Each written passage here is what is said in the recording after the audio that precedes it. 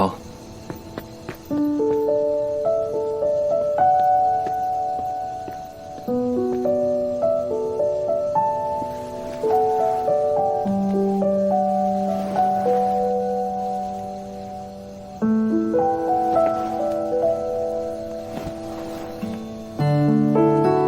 天气冷，穿这么少，不怕着凉？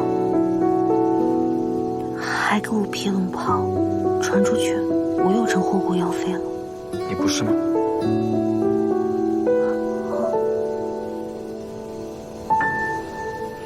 那么多人看着呢。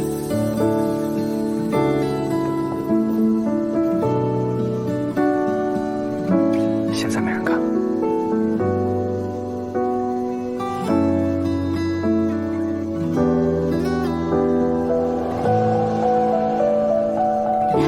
你们俩到底是真的还是演的呀？你是不是喜欢小的？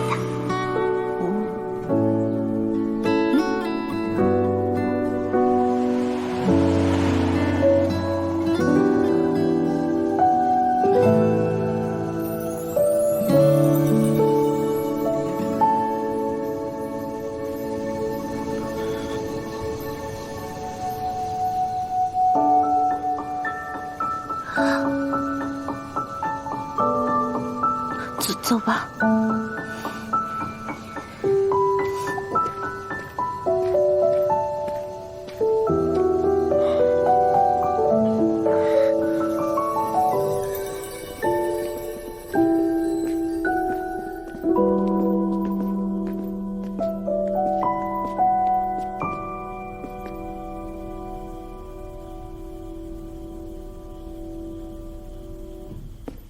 朕还有事要处理，爱妃先自己休息吧。陛下，臣妾一个人睡觉害怕，不如一起吧。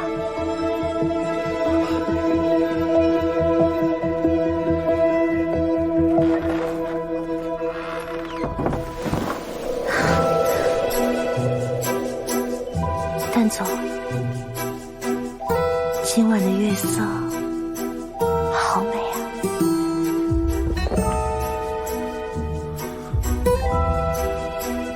月色，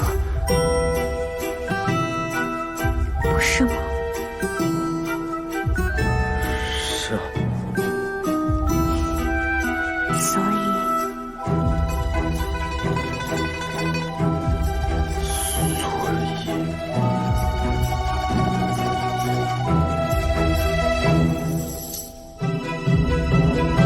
北叔，嘿嘿，给他看个好东西。大能行侠仗义，小能防身自保，对坏人实现降维打击的好东西。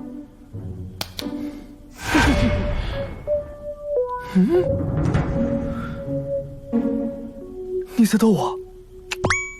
这都是婉音的主意。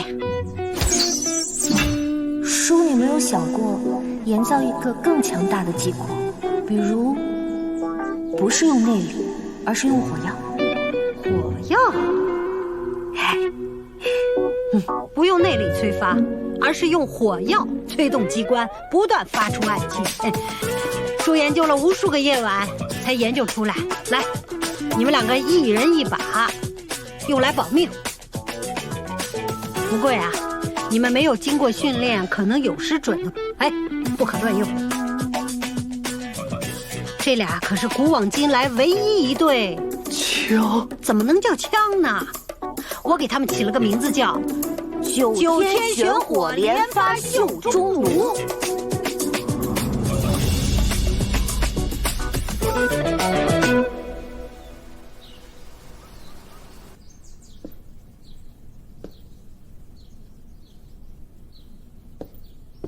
蛋总，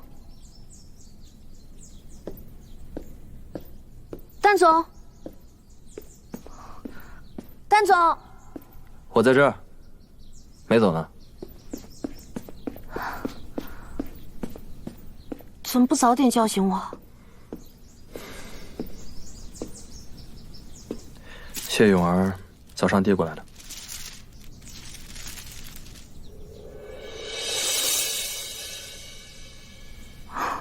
好敷衍的答案。你还打算相信他吗？不好说。如果端王真的没有阴谋，那当然最好。但如果……你想太多了，帮我代官吧。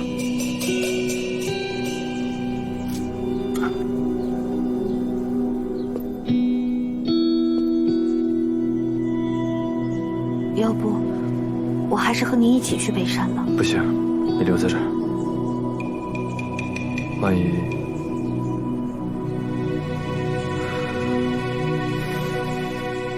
万一有什么突发状况，以你过人的智慧，还能够随机应变，侧应一下。我怎么觉得你的回答也挺敷衍的？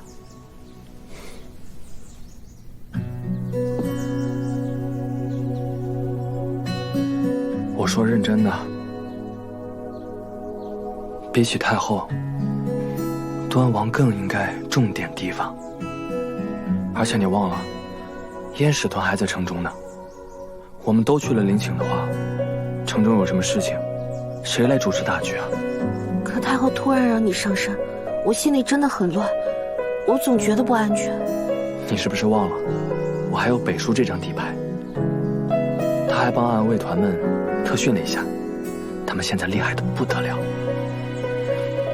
别太担心，倒是你遇到了什么事情，永远要记得，保护自己才是第一位的。我把安公公留在宫里了，宫里有什么事，他都能照应一下。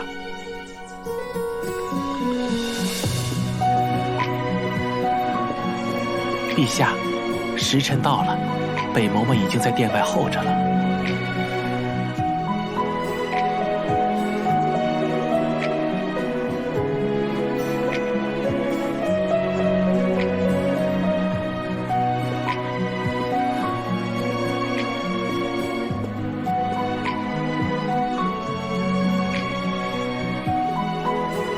等着我，回来后有件事告诉你。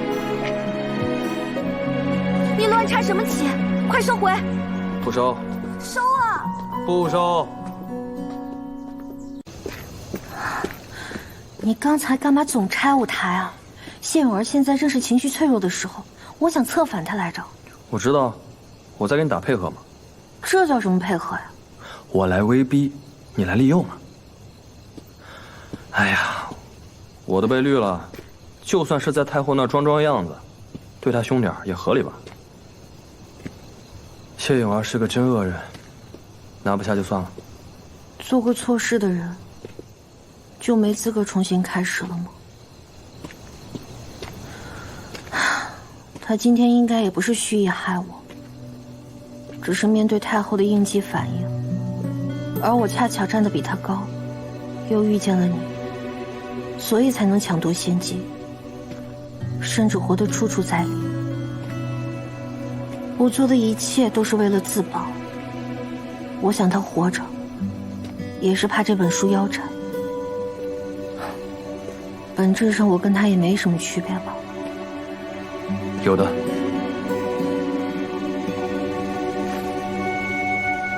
你是不是从来没想过，让一个人活着，有很多种方式？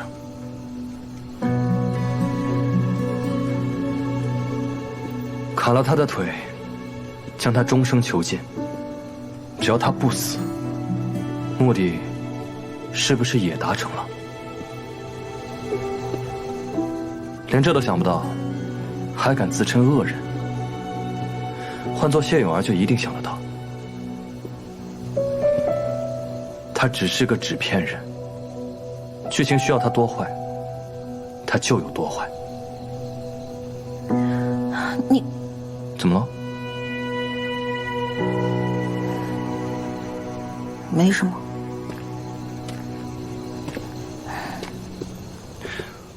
万一你走得匆忙，吃饱了吗？我没关系了，回去找工人，随便热点什么当宵夜就行了。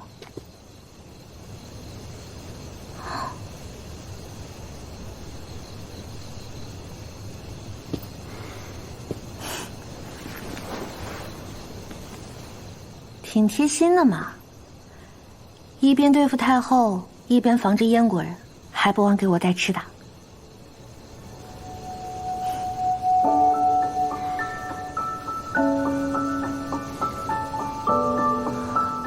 不会吧？这么容易就感动了？大恶人。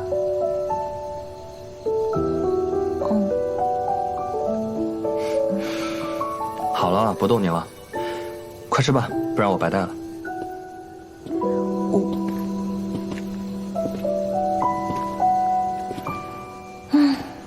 说起来，你以前到底是个什么样的人啊？就普通一男的吧，没什么实力，没什么背景，长得就还行吧。这么谦虚啊？你呢？我也是一个普通人啊，每天朝九晚五的，伺候完甲方，伺候乙方，忙起来连头发都没时间洗。哎，跟我现在的造型判若两人。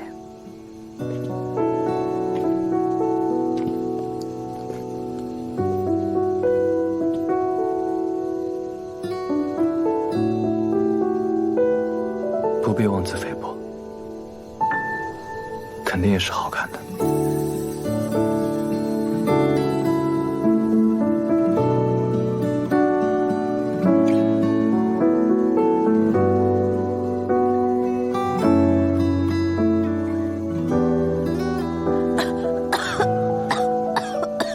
没事吧？没事。那个，我先回宫了。不是还在演《追妻火葬场》吗？早点休息。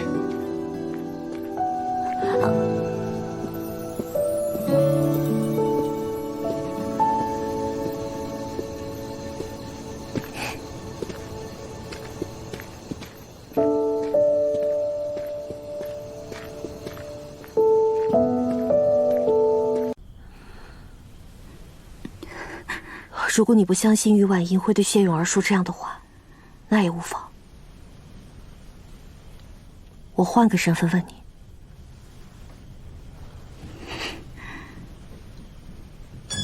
，How are you？ 回答我 ，How are you？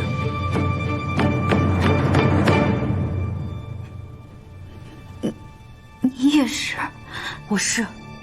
我累了，打开天窗说亮话吧。我不知道你在说什么。你已经很清楚知道我是谁了。别说了，你到底要逃避到什么时候？我现在就问你一句我刚才的问题，你敢回答吗？回答什么呀？陛下，雨妃她疯了，她在说一些奇怪的话，臣妾害怕呀。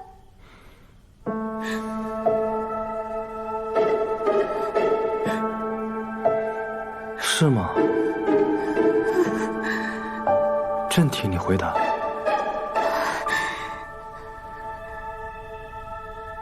Fine. Thank you. And you.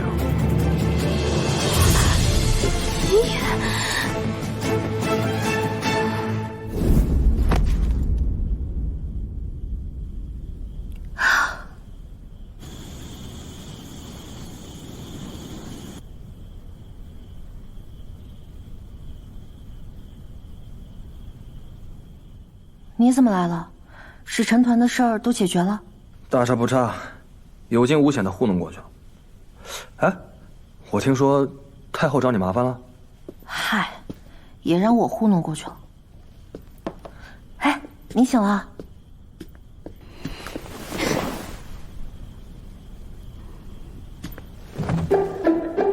所以你们两个跟我一样，都是川来的。是啊，既然咱们都是同类的话，那为什么不提前告诉我呢？非得在暗中盯着我看我出丑，是吗？是啊。啊？全程盯着你绿我，老刺激了。那为什么现在要告诉我呢？直接弄死我得了呗。对外就称谢永儿难产致死，也不至于让端王怀疑，这不是更好吗？确实。婉莹，你为什么告诉他？这个弄死得了。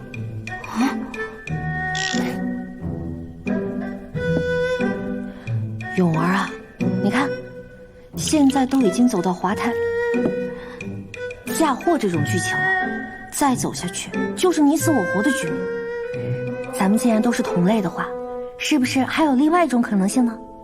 不要再假惺惺了，一开始就没有打算告诉我真相。现在看我变成这样了，还在装什么同类？是笑话还没看够吗？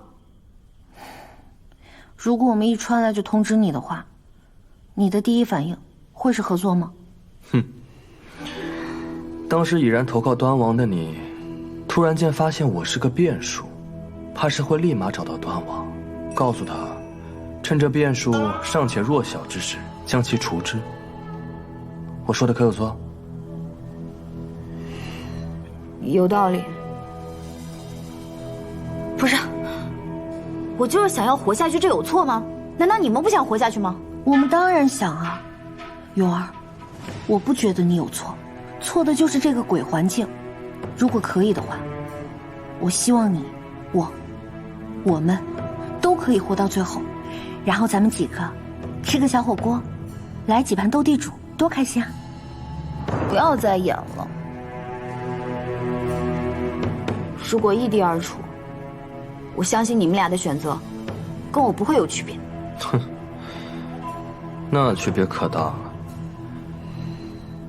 婉莹要是有你构陷他时那般狠心的话，你能活到现在啊？不是大哥，你是打定主意要拆台是吗？根本就不是这样，永儿其实没有他心里想象的那么狠，是吧，永儿？来，起来，地上凉。干嘛？我看，跟他就没什么好聊的了，走吧。哎，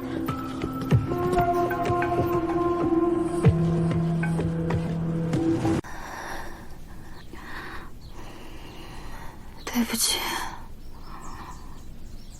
真是个傻姑娘，到现在还觉得对不起夏侯伯呢。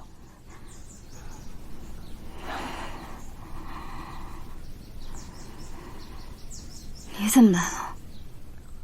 你醒了？哎呦，可算是退烧了。这古代的医疗环境真是吓死个人。你现在感觉怎么样？我给你弄点热水吧。于婉莹，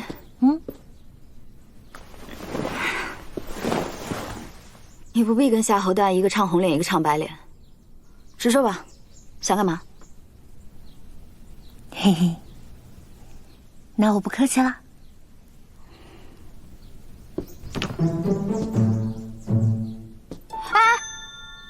到底要做什么啊？女生寝室八卦时间，没经历过吗？想打感情牌，没用。所以你刚才真梦见夏侯伯了？不是他，谢永儿，你还记不记得自己是当代女性啊？他明知道太后会逼你，还让你怀了，怀上之后又不珍惜，这种无情无义的渣男，你还要向他道歉？我都说了不是他，那是谁？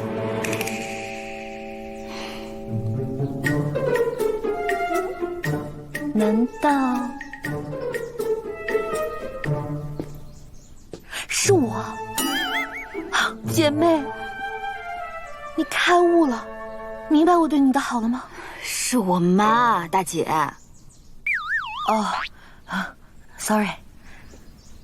可能是因为知道你俩身份了吧。我梦到了一些我穿过来之前的事情。那天，我还因为一些无聊的事跟他吵架，都还没来得及道歉。我来之前倒是和我妈通了个电话，她说她新学了一道菜，要我回家做给我吃。你不知道，我以前最嫌弃我妈的厨艺，这下都不知道什么时候才能吃到了。那你老家是哪儿的呀？北京。你呢 ？A 城。A 城，你不知道吗？首都啊。我知道啊。那北京是哪儿啊？一个小县城，你没听说过也正常。你们俩到底是什么时候知道我身份的？宫宴上你弹吉他那次。这么早？哎，可我第2天就想和你摊牌了，只是那时候你一心都在搞事情，根本听不进去，还想拿魏子花枝陷害我来着。说起这个事情我就来气，皇上竟然这么相信你。不是，我的意思是我又不知道，在原文里你这个角色可把谢永儿害惨了。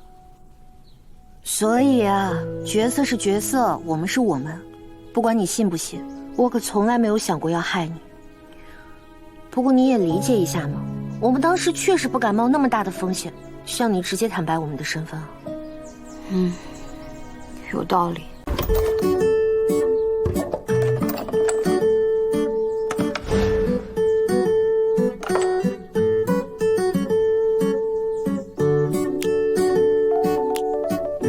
你穿来之前是学生吗？找工作了。做什么的？社畜啊，干啥都一样。你呢？我还有半年就大学毕业了。这么小就穿来了，可怜兮兮的。我感觉美好的人生还没开始呢，我就来到这个鬼地方。哎，你有没有觉得这儿一切都特别不真实？每天都得装，烦死我了。可不是嘛，每天都活得胆战心惊的。你还胆战心惊？我觉得你每天顺风顺水的，你跟夏侯惇2个人吃喝玩乐一样都不落。谁说的？我刚来第1天就差点被夏侯惇拖出去埋了。真的？后来在宫里，太后、嫔妃哪个不想置我于死地啊？这倒也是。不是，我没有啊，我可没想弄死你。你是没有，那夏侯伯呢？我之前在宫外啊，他找人刺杀我，我差点葬身湖底了。不会吧？藏书阁那一天的火也是他找人放的呀。我胳膊上的疤到现在还没好呢。那不是场意外吗？他亲口告诉我的。第1天谈恋爱啊，这么天真？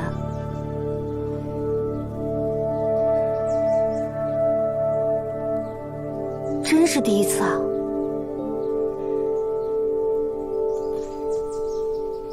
我大学没毕业，我妈不让我谈恋爱。乖乖，这么听话。但是我有喜欢的人。谁啊 ？Give me five 啊！我不是让你跟我击掌的，这是我偶像的组合名 ，Give me five， 简称 GMF。好了吗？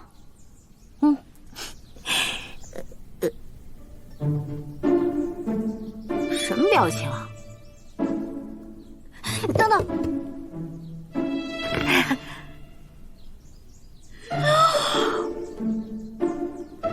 于婉音，你是来跟我交好的吗？我现在感觉我们俩的仇恨更大了。都快谈！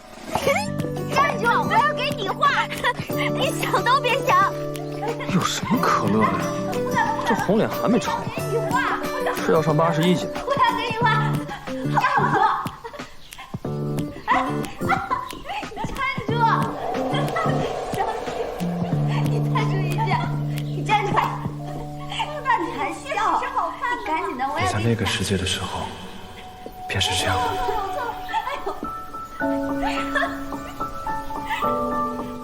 坐好。好，我给你卸掉，行了吧？这还差不多。用我的。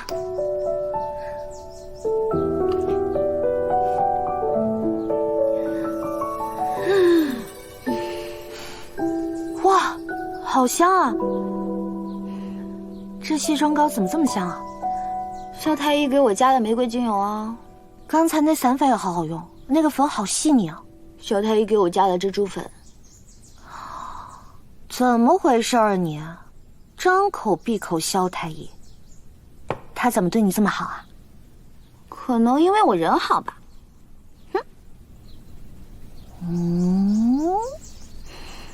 你看看你那个八卦的嘴脸，你少多想了。我们之间很纯洁的，我们是哥们儿。不对哦。有什么不对的？那你脸红什么？我刚刚跑的呀，好热。你以为像你跟夏侯淡啊，你俩就天天知道秀恩爱？你们俩到底是真的还是演的呀？说话呀！你嘴唇有死皮，我帮你涂点唇膏。别转移话题。你是不是喜欢夏侯淡？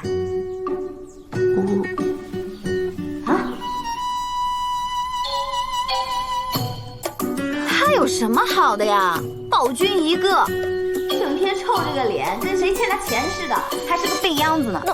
那你又看上夏侯伯那点了，阴险狡诈，敏感多疑，铁石心肠的。你说话注意点啊！我怎么了？好吧，你赢了。其实我一开始就是想借他的力活下去而已，没想怎么着。但是，我就是陷得越深吧，他越是若即若离，他越是若即若离，我就越是不甘心。这有啥不甘心的？你也是熟读剧情的呀，你应该知道，原著里他是跟你这个角色缠缠绵绵、恩恩爱爱，为什么到我这儿他就是若即若离呢？那你就错了，他对谁都没有感情，他就是小说里那种一心搞事业的优秀反派，事业癖，知道不？哪儿优秀了？一点没看出来。哎，你怎么来了？出去，出去！怎么了？还没化完妆呢，男生不能进来。嗨，怎么了？端王约谢永儿今晚见面，字条被北叔截到，看看。知道了，那你也先出去。我还没说完呢。于婉言，你怎敢把我关外面？我可是皇上。你是暴君，岂有此理！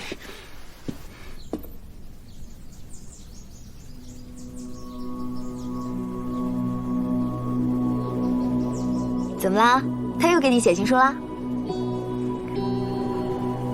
是端王，他约你见面。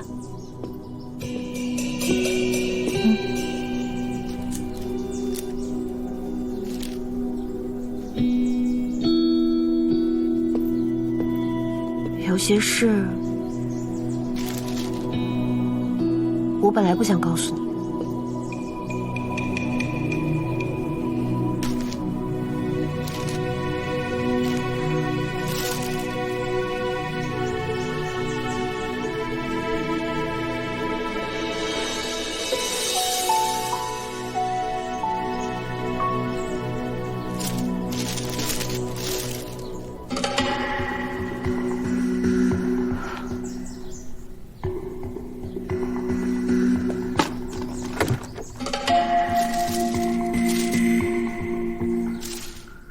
你已经知道，他没有按照你的计划继续进行，反而做了相应的更改。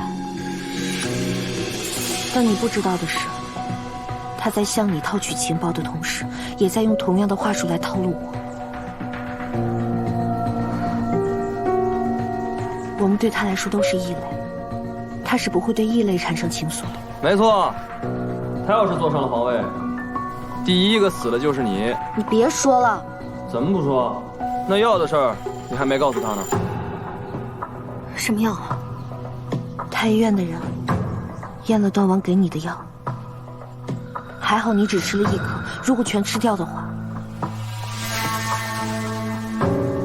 会怎样？一尸两命，只有死人才能保住秘密。夏侯淡，你再说我揍你了！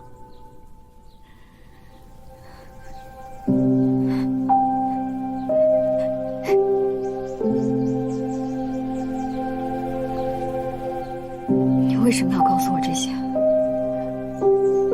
你本可以什么都不告诉我的。因为我不想让你继续蒙在鼓里了。永儿，接下来的选择就看你自己的了。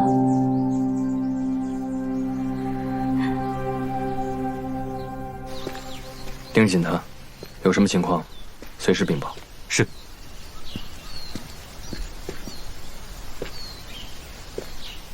也不知道能不能顺利。现在不安也晚了，他已经要去见端王了。你到底为什么不信任谢永儿啊？因为他是纸片人，所展现的所谓……也不知道能不能顺利。现在不安也晚了，他已经要去见端王了。你到底为什么不信任谢永儿啊？因为他是纸片人，所展现的所谓自由意志，不过是书中的人物设定，改不了的。那在这个世界，除了我们之外，全都是纸片人啊，包括那些被劝服的臣子。他们的设定是鞠躬尽瘁的好人，但谢永儿呢？那需要的原文设定还是端王党呢？最后不也投靠我们了？所以自由意志是存在的，只是当时谢永儿不够强。那现在我推他一把，说不定有所改变呢。那就拭目以待吧，看他对不对得起你的一腔真心。一腔真心，你这是吃醋啦？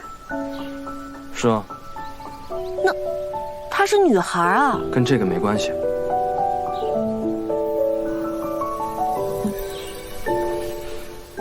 那跟什么有关系？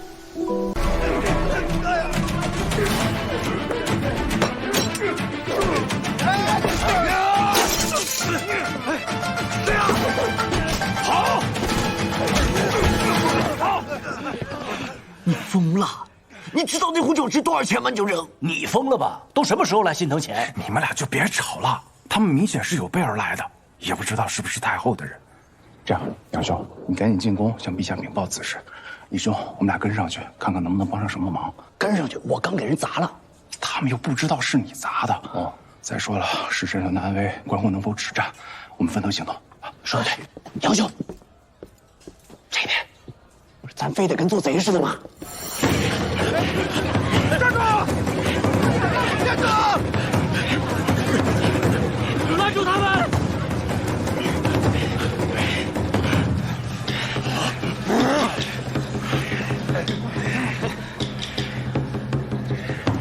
前后有路，翻墙走！走！站住！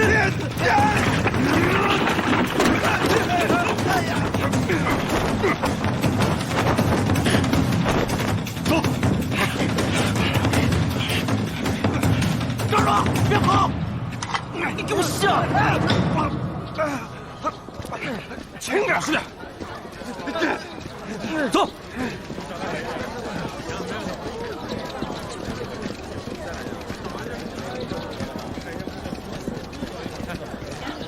多谢李大人及时通传，这些犯人我们会带回去细细审问。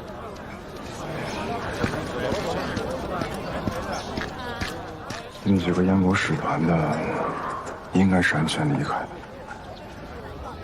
竟敢在光天化日之下做出这等匪头追杀之事，看来太后真是要撕破脸了。此次和谈，危机尚存的，希望陛下能早做打算吧。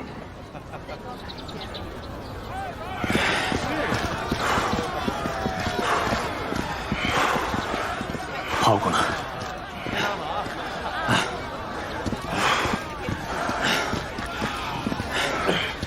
来杀咱们的那伙人，想必是太后派来的。那娘们在大殿上就针对我看她也想不出什么别的招了。不过这官兵倒是来得挺快的，应该是扔茶壶的人统治的官兵，不会是皇帝的人吧？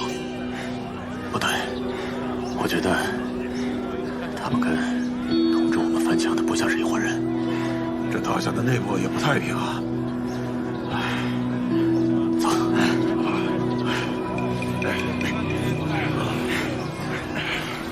属下呼哨之后便离开了。按照王爷的吩咐，属下未曾在使臣团前露面。可还有别的发现？队伍里的那个哈奇娜，似乎不是真正的领头人。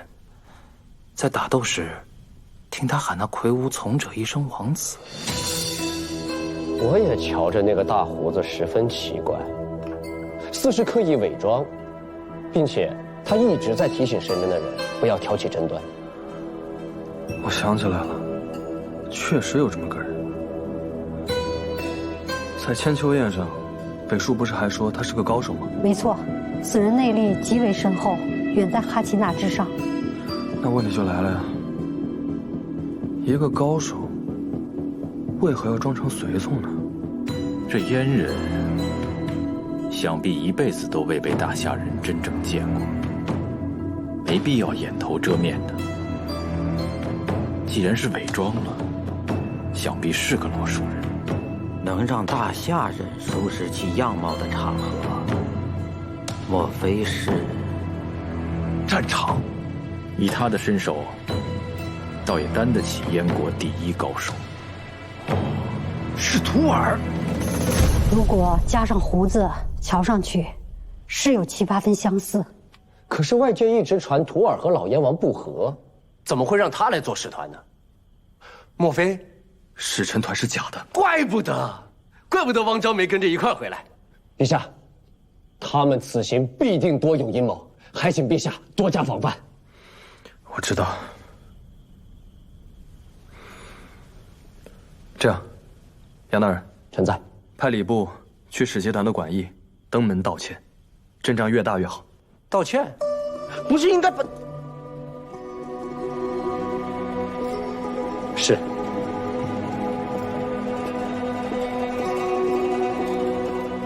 大儿，这阉人来者不善，你要早做打算了。想要和谈，就不得不冒险。况且某种意义上，我和徒儿早该见面了。那此事要告诉婉音吗？不用。谢永儿的事情已经够让他心烦了，不想再给他徒增压力了。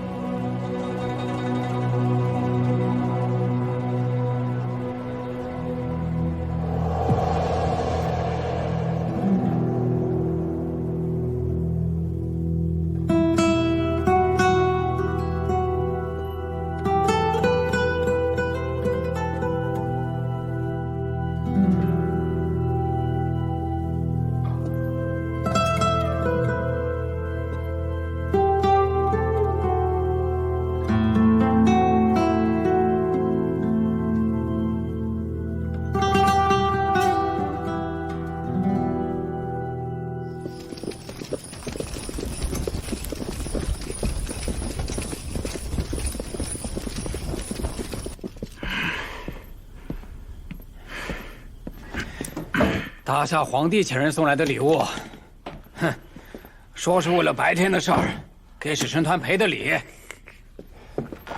哼，我们除了会赔礼道歉，也不会别的了。我发现今天执岗的人变多了，据说是为了防止歹徒再次作祟，特意增派的人手。哼，为了保护咱们。他们是要保护咱们，还是要监视咱们？就不好说了。话说当年，燕王与我国交战之时，不止被射瞎了一只眼，其实还射伤了另外一个地方。因此，他没有自己的子嗣，就只有徒儿这么一个侄子。扎罗瓦罕待徒儿虽算不得亲厚，但也尽职尽责，教他骑马狩猎。这叔侄二人还有这般温情呢。转眼间，徒儿成长为英武少年，骑射也皆在燕王之上，拥护他的臣民也就日渐增多了。随着徒儿成长为燕国第一高手，让老燕王退位，让给徒儿的言论也日上尘嚣。哎，这真是养大了侄儿，苦了叔啊！山医美人本是徒儿的相好，却被燕王当作礼物送入大夏，后因行刺未遂死于宫中。然而事后这燕人不但不认这行刺的罪行，反而指责大夏害死了他，并借此为由与我大夏开战。因此这徒儿一定是恨死皇帝了。这次莫不是想效仿荆轲？改名易容，混入使节团，何必赌命嘛？皇帝本就势单力薄，身边的高手也已经死了，而此次图尔就带了一群荆轲前来。殿下，咱们是不是透露点什么给皇帝呀？没想到曹大人还挺关心陛下的。下官这全是为了殿下着想啊！万一那图尔真的把皇帝给杀了，两国又要再起战事，到那时咱们可就腾不出手来对付太后了。方才我也是这么想，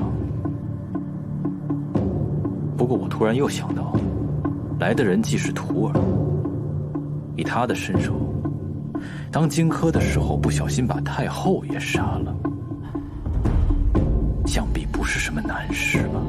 到时候群龙无首，强敌在外，太子年幼，必须得有人摄政主持大局呀。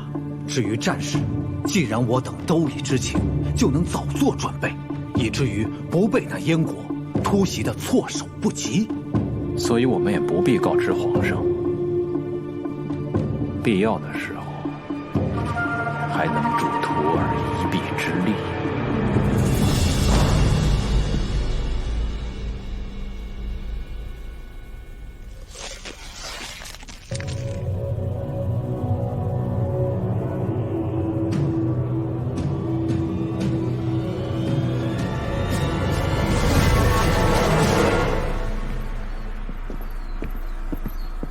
大王，这就是图尔。叔父。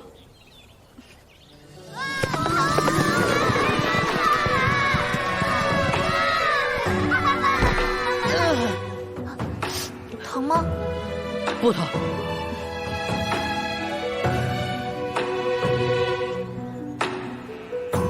这是什么？驼铃花呀。真好看。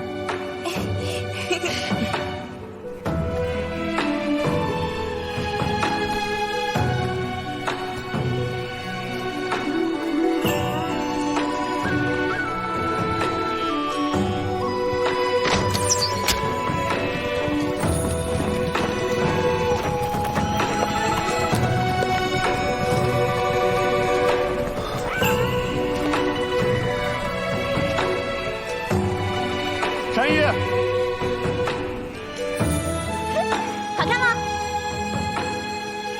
好看。我要去大夏了。我们燕国没有男人了，让一个女人出使大夏。因为我是大燕子民们选出来的圣女啊，自然是要过去给他们献舞的。这个是我亲手做的匕首，你带着防身。好漂亮，还有驼铃花。本来我想跟你同去的，但是叔父非让我留下来处理政务。你路上千万要小心啊！放心，我是去和谈，又不是去打仗，没有危险的。山一，快些，就等你了。来啦！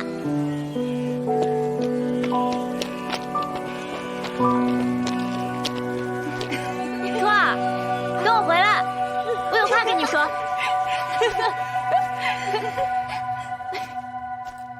王叔，山一为何没有回来啊？她是圣女，理应跟使节团一起回来的呀。